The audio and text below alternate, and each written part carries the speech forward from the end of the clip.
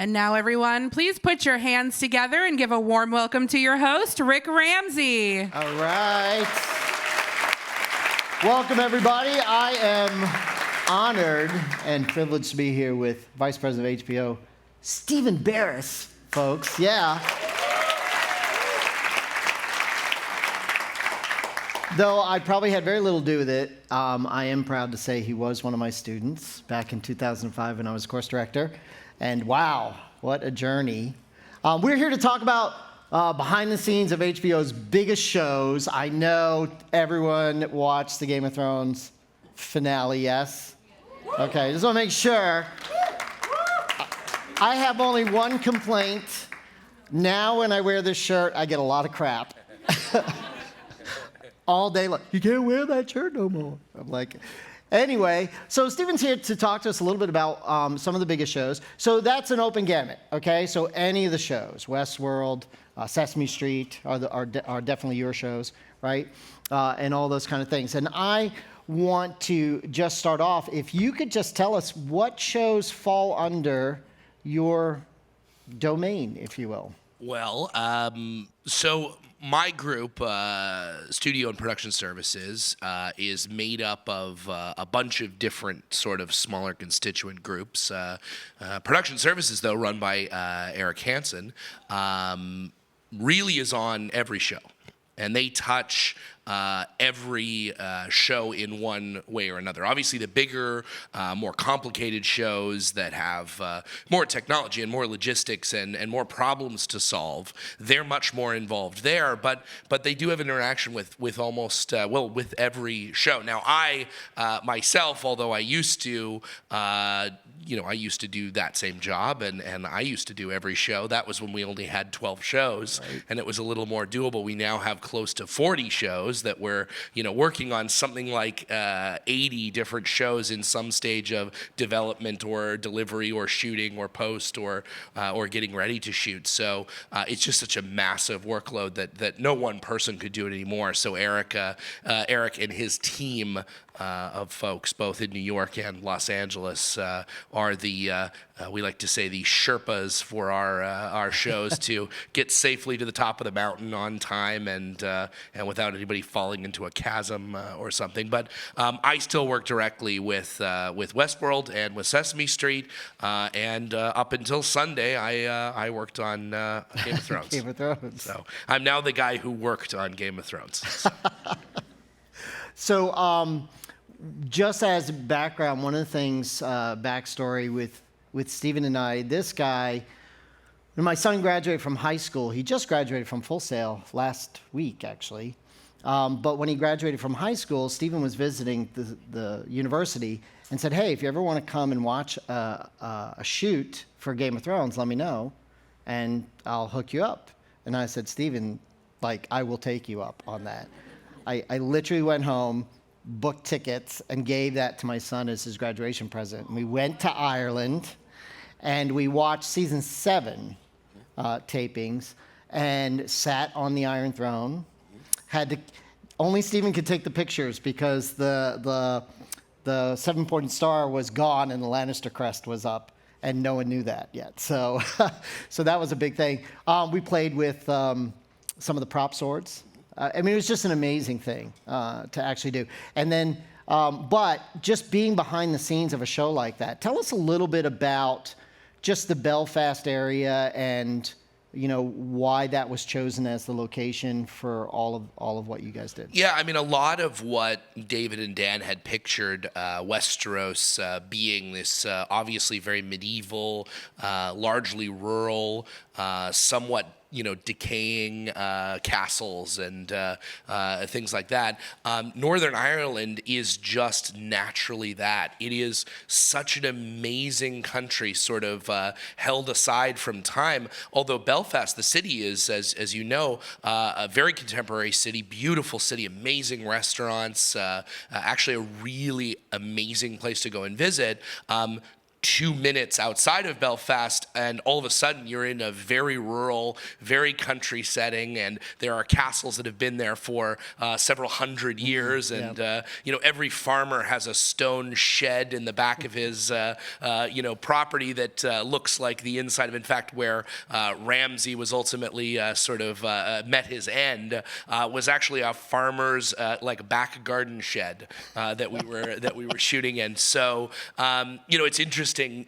Just that landscape and the texture of that place very much informed the world of Game of Thrones, to the point where, they don't talk about it raining a lot or being cloudy and gloomy a lot in the books, but that is how it is in Belfast. So that is how our Westeros is. We never shot around weather. If we could avoid it, we would just shoot.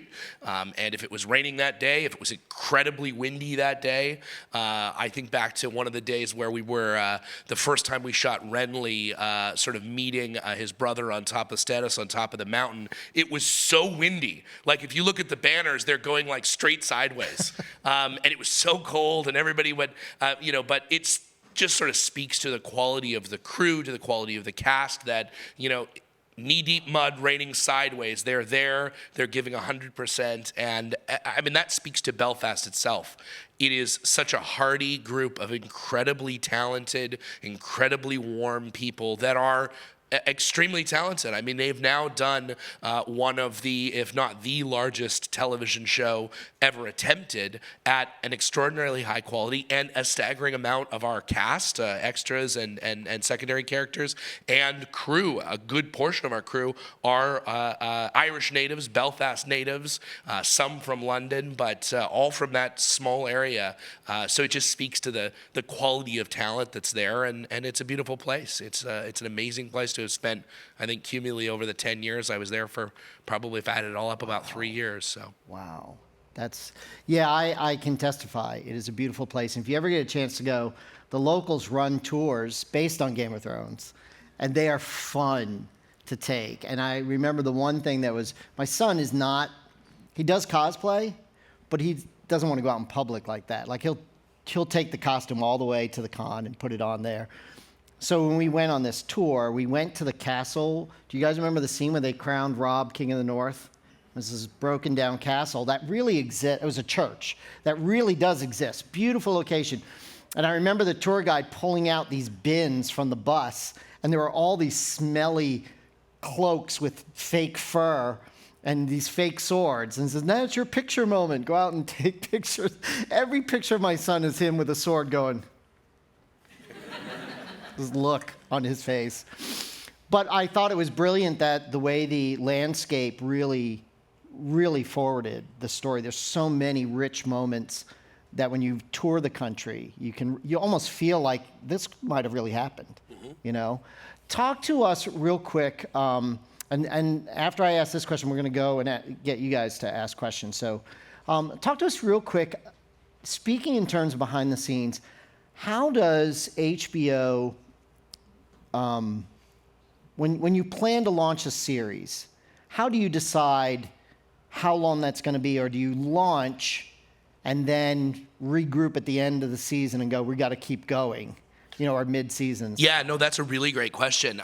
It really depends on how the show came in, how it's packaged, the group that's involved with it. So after the first season of Game of Thrones, we retooled slightly. We brought in our final, if you will, executive producer, Bernie Cofield, the real mother of dragons. She is an absolute force of nature and one of the most amazing people I've ever worked with. One of my very good friends, and really, without Bernie, there's no way we could have made the show at the level that it was made, at the the ferocious schedule that we had to meet to get the show on the air as timely as possible.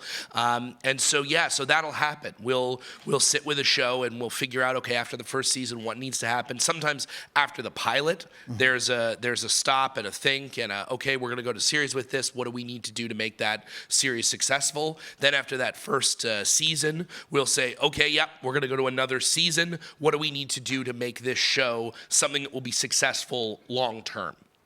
And so a lot of that has to do with, how we shoot it, who we shoot it with. Sometimes a pilot will have a feature film director of photography come in to sort of set the look of a show, but they won't be available to shoot the entire thing. Vinyl, for instance, Rodrigo Prieto came in to shoot the pilot with us and sort of set the tone and the look of what that show was going to be. And then two amazingly talented DPs, Dave Franco, not the program director, but the DP, and Reed Morano came in to shoot the rest of the series for us, and it was absolutely gorgeous. I think they did an amazing job of sort of capturing that time period, that very specific sort of gritty New York at the at the sort of the turn of sort of the record industry and the punk scene and all of this sort of things happening. So in that respect, I think that the show sort of tells us a little bit what it needs to be successful. There's also a big technology piece. Every season of Game of Thrones, every season of Westworld, we sit and we talk about what's available now. What are the things that David and Dan, that Jonah, that our showrunners, the creative team behind the shows, what are the things that they want to do? And then how do we make that happen? What's possible in that space? What are we trying to imagine into this world that maybe doesn't exist? The amount of character, the amount of flexibility that the animated dragons had in this last season of Game of Thrones, for instance, was something we couldn't have done in season 7. It simply was so intricate, and the particle simulation around the dragon coming out of big clouds of ash and things like that, it was so difficult to do even now that we know we couldn't have done it in season 7. And we are working with the absolute best people in the industry so far as those kind of things are concerned. But that's sort of how it is. Sometimes we'll come in and there will be a full season order right from the beginning. Creative will have done a deal that involves an entire season, which is a little bit easier from a production standpoint because we can kind of figure out where we need to be. If it's a pilot, and then that pilot would ultimately be ordered to series, we sort of retool between because we set up a pilot slightly differently than we do something we know that's going to series. But it's not a given that something is going to definitely get a second season. That's up to the creative team, Casey and his team, to sort of understand if it's hitting in the market, if it's finding an audience, if it's sort of speaking in the creative voice that they want it to. And sometimes a show can be amazing and it just doesn't find an audience. And on a cable network or on a traditional sort of television network, that would mean it's gone. It doesn't have advertisers, so it can't go. We have the ability to hold on to something like that and nurture it a little bit and push it forward a little bit and find an audience for it, which I think is one of the great things about the sort of subscriber-based model is that our subscribers are telling us what they want to watch with their subscription dollars. Right. We don't have to worry about, did Cottonelle want to buy 15 minutes on this episode? Well, they didn't, so I guess we'll make something else. I think that really informs the way that you make content differently than if it's really the person that's consuming it saying, I like this show, I want to see more of it, so I'm going to keep my HBO Now subscription. I think, I have to say I do appreciate in the way the landscape has totally changed with regard to subscription. Disney just bought Hulu. And, you have to pay, I like Hulu, but you pay for it, and then you have to pay extras for no commercials. I mean, HBO just kind of we don't do that. But I think that, that's a real valid thing. It's really nice almost that the market or the content sometimes can be driven by the consumer, and that those metrics are like instantly available. And so it really, I think for us, I have a ton of favorite shows that I watch, and I'd love for you guys to ask about those and get some of that behind-the-scenes info. One that I love right now is Barry. Yes, right? It's sort of a turn on Dexter. Not that you copied it, but you just kind of took it a different direction and made it a comedy, and I think it's brilliantly done. And having some acting in college lessons, I know these characters. Like, they really do live out there. So, all right, let's go ahead and move to some audience questions. Hi, my name is Alina. I'm in creative writing, and my question is not Game of Thrones related, but I wanted to know if you had any part in Sharp Objects, because that was one of my favorite shows of last year in general, and that was HBO. You know, funny you mentioned that. That's actually one of the examples that I use. So Eric Hansen was as integrated into that show as any number of people were, and I actually was working on something else at the time. One of our documentary episodic documentaries that I produce, and so I actually had very little exposure to that show, and so for the first time, I actually got to watch a show like anybody else would get to watch it. My wife had read the book, and so she was very familiar with the subject matter, what was going to happen, but I wasn't. And so the joke is, anytime something's going to happen in Game of Thrones, I will subtly look over at her seconds before it happens. And Demo and I were watching the finale in the venue the other night, and I would subtly raise my phone a couple seconds before something to get a reaction video of all these people, and Demo would be like, "What's going down?" And it's fun. So the funny thing is I would be watching Sharp Objects, and my wife would go. And it was very funny. But no, I mean, the Jean-Marc Vallée and the team that does both Big Little Lies and Sharp Objects are absolute forces of nature. They are not just amazing people, amazing creatives, but they're amazingly collaborative. And the way that they first capture the work in the first place, I think digest the story and understand the characters in such a complete way, and then are able to capture that in such a fluid, organic kind of way. Yves, who is Jean-Marc's DP, JMB will often operate himself, and Yves will operate another camera, and you'll be watching a widest shot, and Jean-Marc will just kind of like wander into the shot with his camera and be shooting, and you're like, why are they still shooting? Like, he's right there, what's gonna go on? But they know that like they get into each other's space because like they find a moment that's really cool, and they have this really good back and forth with each other. And I think that comes out so much in the story and the content and the end of the show, that it is something that is very unique. And texturally, the story is so interesting and so creepy, and like there's such sort of dark and broken characters that you don't want to really like anyone, but you kind of can't help but get drawn in. And I think a lot of that is the filmmaking. The filmmaking pushes you into these people, very literally, in a way that like we haven't really seen in that kind of mini series, if you want to call it that. We call it limited series now, but just in case we want to make another one, which we're not. There's no Shark Object sequel that I know of. I would love another one, but no. I mean, it speaks to that crew. They're all French Canadian, and they're a very tight pod of individuals who work on those shows, and they are just massively talented, really incredible. And it's I think it's a real benefit to us. It's a real honor to HBO to be able to be the home of that kind of talent. We want to be the place that Jean-Marc feels like he can come to and do exactly what he wants to do, and that we're going to be with him there. We're going to support him, and if there's something that he doesn't know exactly how to do technically or logistically or whatever, that he needs that, a support from creative, from legal, from whatever, that's our job. That's what we're there to do. That's what the studio's role is in producing that. And no, they're wonderful partners. It's one of my favorite shows. Only because I didn't have to watch every episode 27 times, so. See hands here and over there.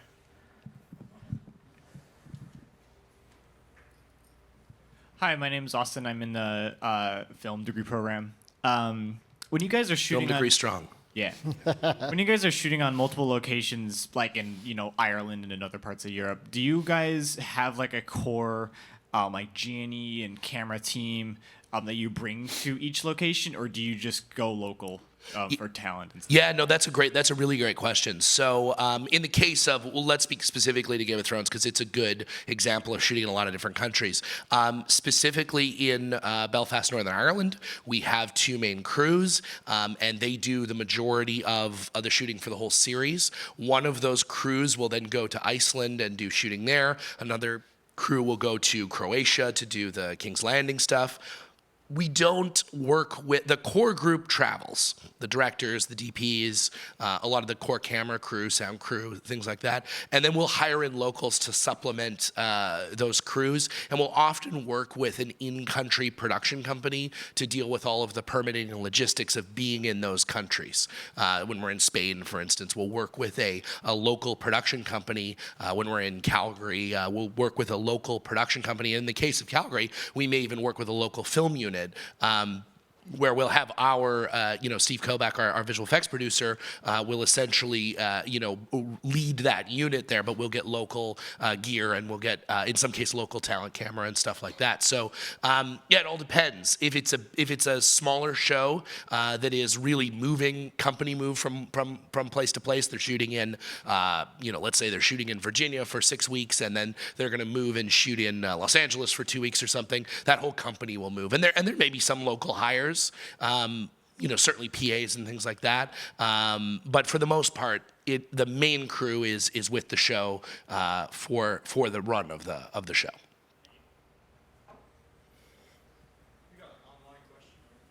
All right. Hello. So this one is from Robbie. Can you talk about the process of making a documentary series for the show like Chernobyl? Yeah, so Chernobyl is interesting, right? Because it's a narrative documentary. It is the actual, obviously, the facts of what happened in that terrible sort of accident. And they, the filmmakers on that show have taken such a ambitious and almost recreationist approach to. If you look at photographs from the Chernobyl site and you look at frames from the Chernobyl series, it's 1-to-1. I mean, the level of recreation is amazing. And what I think is cool about it is, first of all, there's not a lot of Chernobyl documentaries. I actually got very interested in it when we first started doing the series about finding out more. I honestly have to say I was very naive to. I mean, everybody knows Chernobyl, it's the hottest hot wing, But what really happened and what was the sort of human story behind that? And there is some great documentaries out there, really well done documentaries, great revisiting of the site today and stuff like that. But everything was missing that human element. Mm-hmm. What were the people who were there, who were exposed to this, who were told everything's going to be fine, don't worry, these sort of terrible things. That story hadn't been told, and so this really feels like, again, it's not a documentary, it's a drama, but this really speaks to, giving an almost documentary look at what those people probably felt. We don't know, obviously, because most of them didn't survive through the, very late into life. But it is an interesting look at that. Documentary series in general, I produce a couple of our non-broadcast documentary series, as well as obviously we have an enormous, collection of some of the greatest documentary series, the Jinx and things like that. Those things are really interesting, right? It's sort of the purest form of documentary, able to come back to things week after week and sort of grow an idea and build on that kind of information. Things like what's happening with the serial podcast and things like that. I think that style of singular documentary, that series based serialized documentary is super cool. It's a really interesting format, and I think we're doing more in that in the world of sports. Of course, we're continuing to do that in sort of the traditional documentary space. There's some really cool stuff coming up in the future in that space, and then we still have a space for almost 40 some odd new documentary single run episode documentaries every year. So documentary is hugely important to us. That whole industry, that whole side of filmmaking has really exploded in the last decade, like ridiculously, with access to 4K cameras for a few $100. And I remember watching a documentary that about the women in prison in I want to say China. But to get in there, this woman who is a documentarian used glasses with a camera so that she wouldn't be found documenting, put herself totally at risk, but made the documentary interviewing prisoners with these glasses.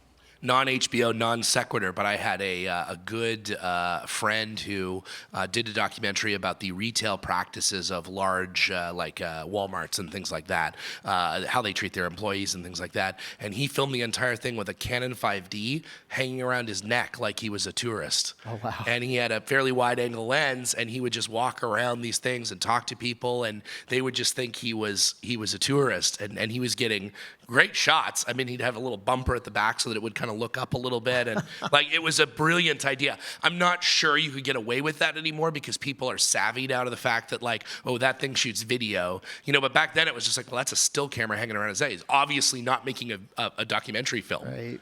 So right. yeah, no, but and that's the thing. Everything from these microscopic gimbal cameras to what you can do with drones now. Come see the HBO image study drone photography tomorrow. For several $100s, you can get a picture that even 5 years ago was tens of thousands of dollars. Yep. And the difference between, we've been doing a documentary series, to come back to topic, coming all the way back around, at HBO for about 10 years called The Camera Assessment. We've shown, I think, almost every season here. In our first season, which was 2000 and something, about 10 years ago, so probably 2009.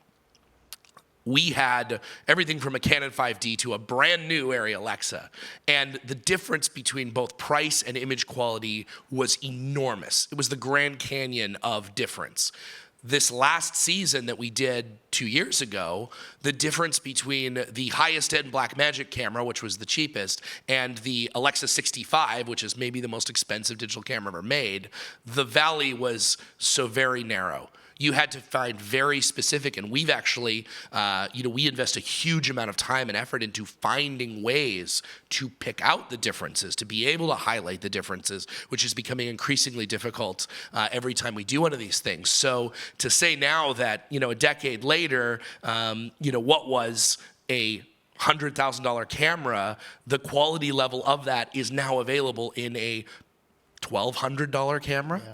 Is absolutely amazing. I mean, and documentarians are no longer renting things; they buy things. They own those cameras. They're doing this work for 6 months, a year, 2 years, 5 years, and it really is amazing. And they have microscopic cameras, and they have cameras that run on batteries for 27 hours without needing to be. It's just all of this amazing technology has really opened that market up. And so, to your point, you're seeing this explosion of amazing documentary content, which is my favorite thing. If I'm going to sit down and watch something, I watch a documentary because I watch television for a living, so I traditionally don't do that at home. I don't really watch a lot of TV. I hear you. Hello, my name is Adrian Thompson, film production major, and I wanted to ask, my favorite show currently on HBO is a show called Insecure.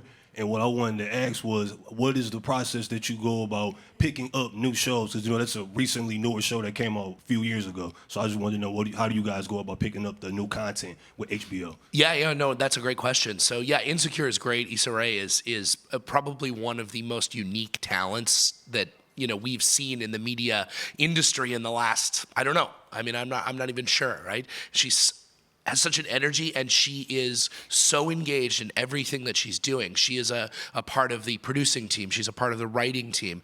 She's obviously a part of the cast. And to have that level of talent, now, Issa came from the YouTube world. That's where she gained a following, and that's where she sort of established her presence and her talent. And through representation, we were able to make a deal on making a show.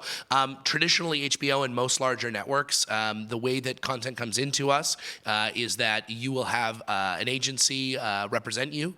So your first job is to first pitch an agent, have an agent believe in your project, and then their job is to bring those projects to us and to other studios. And we do that for a number of reasons. We don't take unsolicited pitches because there's been plenty of things that have happened over the years where we're working on something that sounds an awful lot like something that you pitched us and we didn't pick up your thing, and everybody's upset. And so instead, we let representation take care of that on our behalf, so that we know that anything that's pitched to us, we can say to the agent, listen, we're already working on something like that. We don't, we're not comfortable hearing that pitch right now. Or they'll say, listen, this is the right kind of show for you guys. They're going to know the stuff that we're looking for. We're in constant contact with those folks, where there's an open dialogue there a lot. And that's the case with most big studios. Now, that being said, that's the case with most big studios. There are several layers of,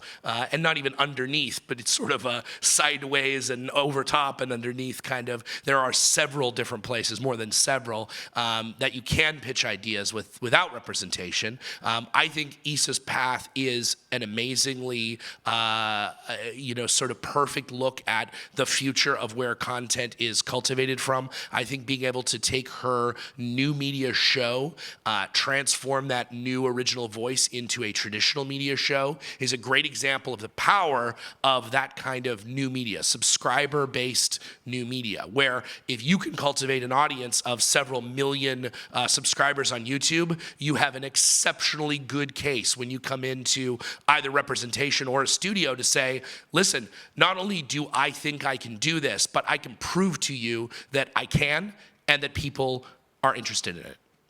And that's the thing. You have to think about it like, it's a little bit like marketing a product, right? You have to have a strategy around it. So is it the social piece? Is it the online YouTube community? Is it the Instagram? It's all of that.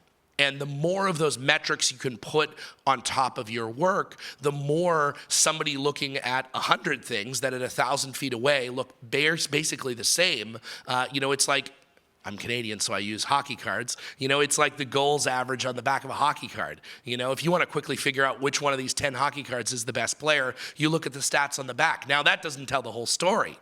One of those hockey cards may be amazing, but if you are someone whose job is to sift through what is an enormous amount of content being created, you're looking for things to be able to hold on to.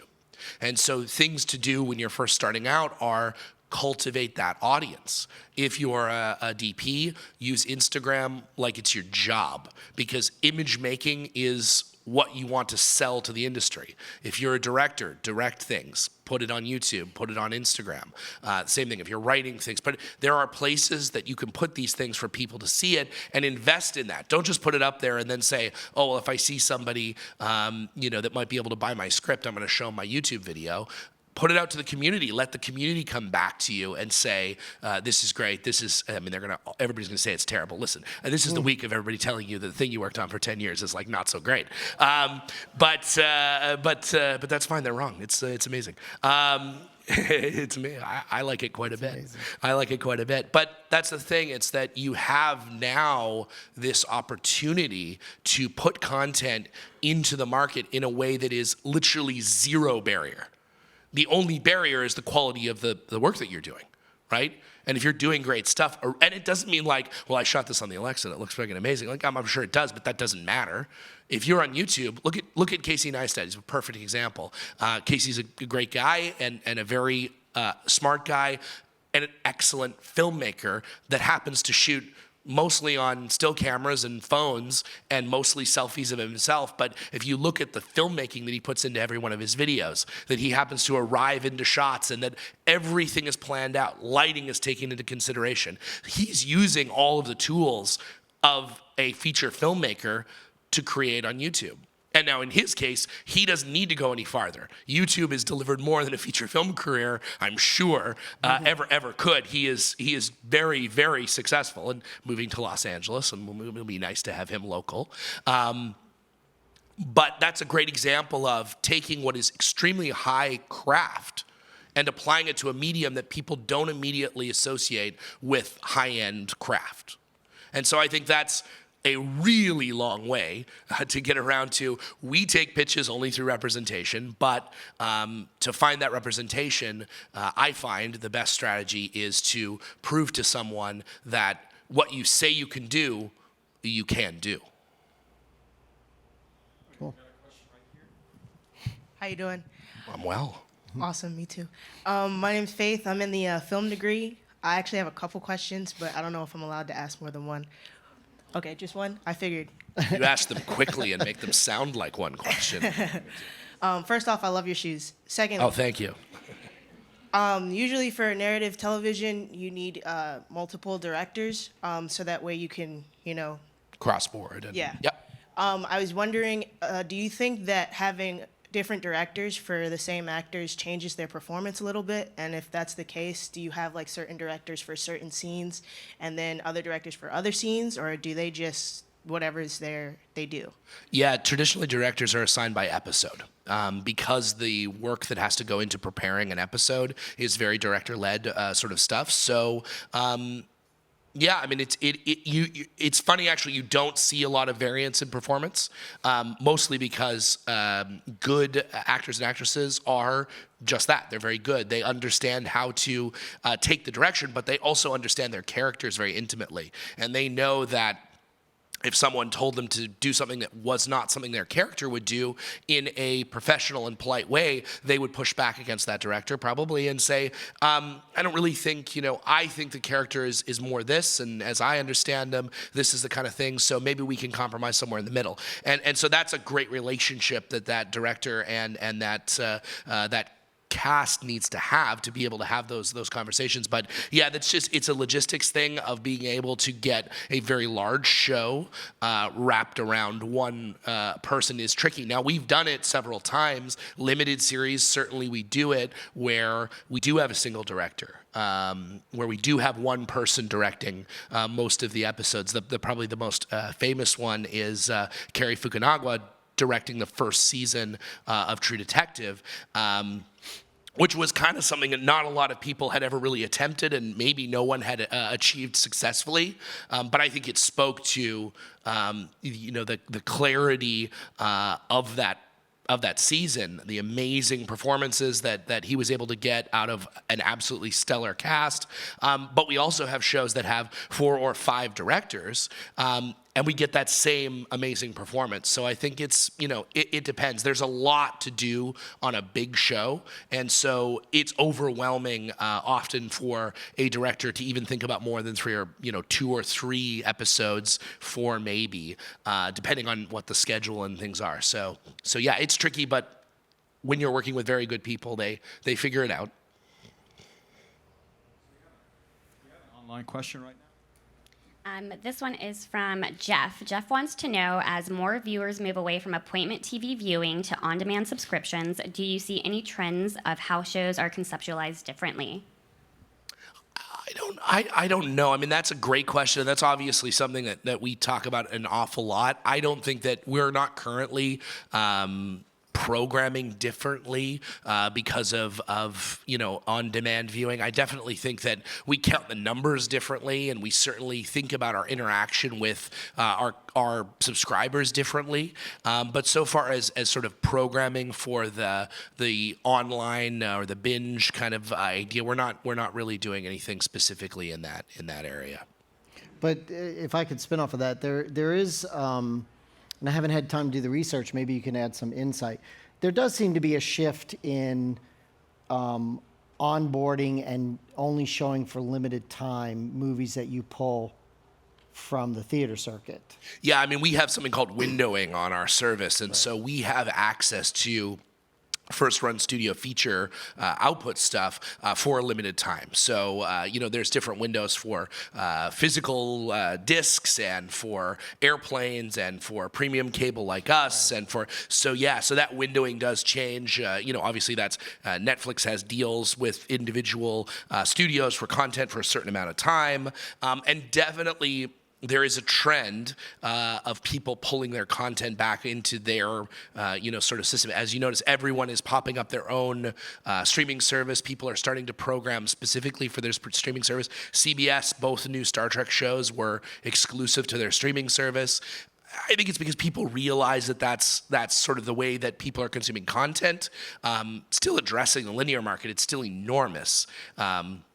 but that, the streaming market it would be absurd to ignore the streaming market. That's obviously the trend going forward. And I think that, CBS is another great example. I only say this because I'm a very big fan of the Star Trek series, and actually the Twilight Zone stuff is very good as well. That they're not shooting out every episode at the same time on a weekend, because there is a huge amount of drama in those episodes. There's also a huge amount of visual effects and production that goes into them. And they want you to have a week to look forward to the next one, just like we do. We want that week to be able to build the social buzz around something, to market new shows, to find an audience where, you don't have to say, okay, this is a great new show, now go watch 20 hours. We could say, well, you've got 2 hours to catch up on. You can binge that, absolutely. And then let's watch the show linearly, and let's have it be part of the public discussion, part of the zeitgeist, as opposed to, I don't want to talk about it, I haven't watched it yet. Which, if it's an entire 10-hour series, I don't think I'll ever have 10 hours of uninterrupted time to do anything for maybe the rest of my life. But certainly you give yourself an opportunity for a show that doesn't quite have the buzz of a giant, multi-season epic, something that's new, something that's just little, but is incredibly entertaining or incredibly captivating. Sharp Objects is a good example. To have people come and find it, or have your friend tell you, like, oh my God, I saw the first episode of the show. It is the craziest thing I've ever, it's amazing. You have to watch it. There's only one, there's one out right now. So go home and watch it, and then watch the, and that's really great. I mean, that's sort of this cultural phenomenon of television, right? These culturally significant moments of all of a sudden 20 million people across the United States sit down and watch one show on a Sunday night.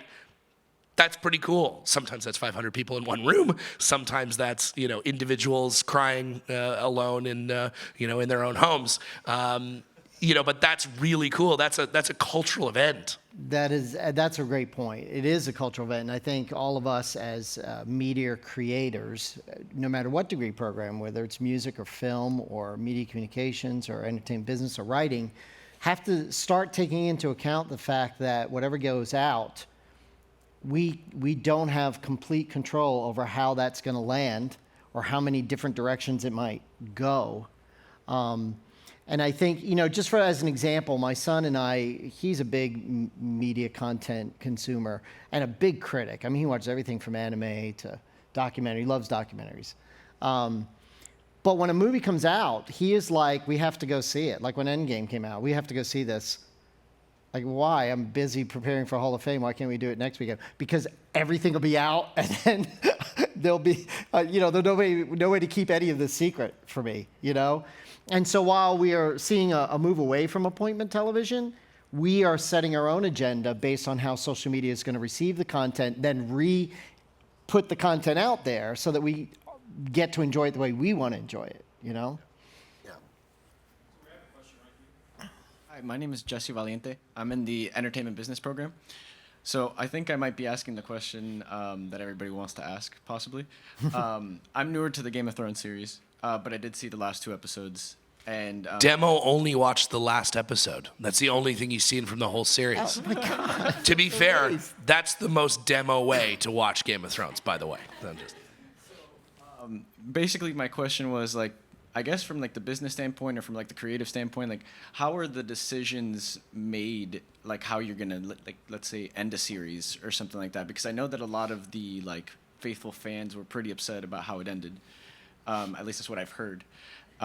So I kind of wanted to know what goes into that process of deciding what's gonna happen. I mean, in the case of Game of Thrones, David and Dan had the plan from the beginning. They knew exactly what they wanted to do, and it's their ship to steer. I think it depends. Certainly there are shows that meet somewhat of an untimely end for any number of reasons. Sometimes budget just can't be held. Sometimes, creatively things just don't sort of work. Sometimes we'll start a a show will be months into actually shooting it, and then just decide, you know what, this is just not what we need it to be, and we have to put it to bed for a little while. We have to kind of walk away, write that off. We don't like to do that. We certainly don't want to do that. That's a terrible business thing to have to do, but we would rather do that than put out something that is below what we consider the standard of work that we do. And so I think, yeah, listen, I'm not going to talk about criticisms of the last season or whatever. I think everyone is entitled to their opinion, and I think that it's great to work on something that so many people are so passionate about that there's a sort of nationwide dialogue happening about it. Again, in the world of production, I'm not in charge of the story. I'm not in charge of what people say or what they do, so far as the narrative is speaking. So, I don't pretend to want to weigh in on that conversation, but I will say that there was an amazing team of 850 at times people working on that show, doing the best work that they have ever done, and I think the best work that has probably been done on television and may ever be done. I don't know that we will ever see a culturally impactful epic like that again. I don't know that we'll ever see a piece of media that garners so much of the sort of public opinion and public conversation all at the same time again. I certainly think that would be quite the thing to do. So, yeah, I mean, at the end of the day, it is a business, and things need to be done for sound business reasons. But the interesting thing is that because ultimately this is an art form, it's the culmination of those two things. It's an art form that is meeting a business platform. And so it's about the right balance. It's about the right team, both at the studio and on the show, and knowing that balance is right and that things are working the way that they should be. And then if we're lucky and everybody has done everything to the best of their ability, we come out with these things that are like nothing else, are something that are truly sort of a phenomenon. We're going to go to one final question, but let me just make one comment. If you watch the Emmys at all, and when HBO wins, the people who did that, whether it's the writers, directors, whatever, I always hear them thank HBO for allowing them their creative freedom. And so I think that speaks very highly of the company, and I think you as artists, if you don't know it now, you should learn it soon, that creativity isn't a one-person act. It is a multitude of people. And when it works, it's like an orchestra. It just works, So why disrupt the process? And when you have something that palatable like Game of Thrones, not everyone is going to like everything. It's just the way it is, All right, last question. Hi, I'm Chris from the Masters of Film. Actually graduating in 2 weeks. Good-looking beard, Chris. That's all right. Thank you. Congratulations. My question is actually more related to the business of HBO when it comes to the TV series, and how do you balance or how do you decide where this season is actually or this series is going to get a second and a third season against the new content that you're getting in? How do you balance that? Or what is the decision making there where you're like, yeah, let's go for a second or third season?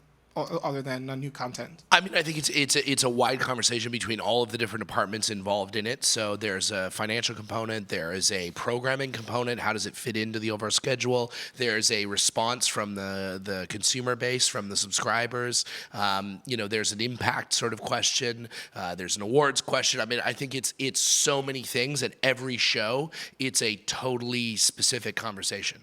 So it's hard to say that it's like, well, it's these 5 things, and if all 5 boxes get checked, then it goes. And in some cases, that's what it is on a traditional television network. If you have the commercials and you have another season. If you drop below this amount of ratings, if you drop below this amount of, and that's why a lot of people, in sort of sweeps week and things like that, and pilot season, they think like, oh, it's too bad, because networks have this model where they throw shows up, they give them 6 weeks to kind of find an audience, and if they don't find it in the 1,200 shows that are out there, then that's it. That's too bad, because there's been some amazing shows in there that, like, there's been 4 episodes, and then that was the last I ever saw that thing. What happened? That show was great. Well, for a number of reasons, it probably just didn't quite get above the bar. We try not to do that, obviously. But yeah, there's a huge amount of factors that go into it.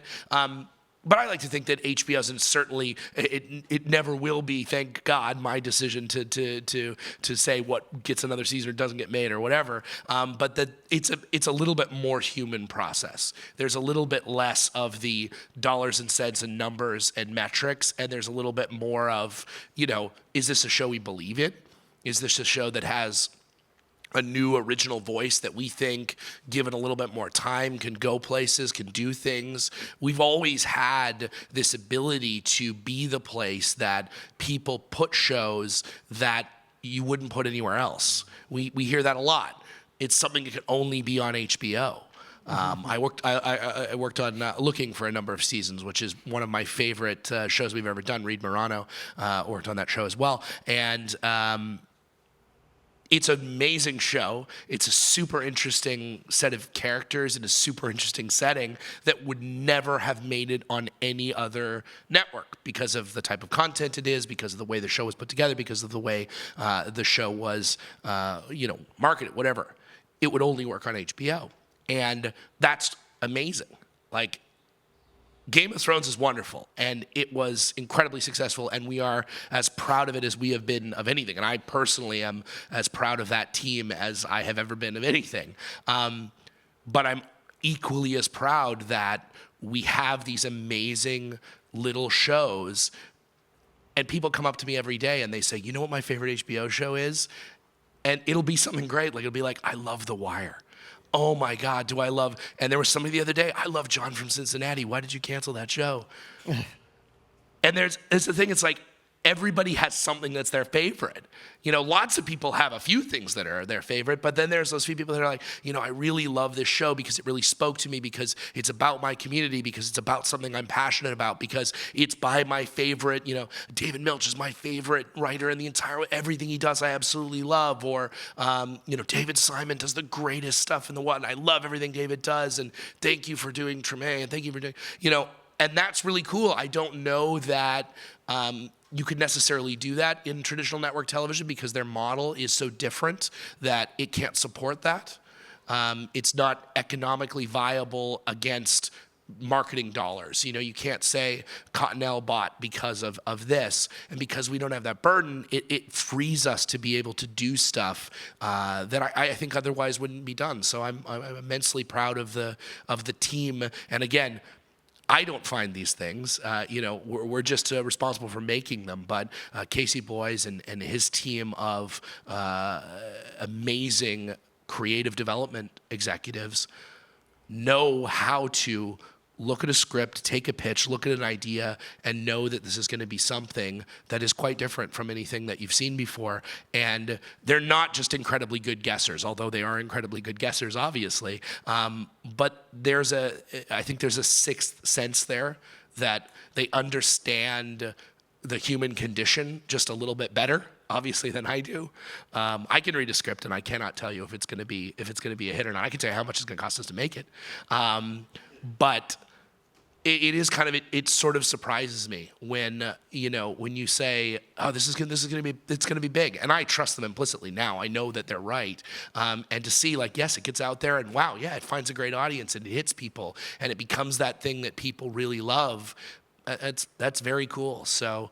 So we try to keep that human conversation in everything, starting a show and ending a show. All right, that's all the time we have. Give it up for Full Sail grad, Senior Vice President of Production Services at HBO, Stephen Beres.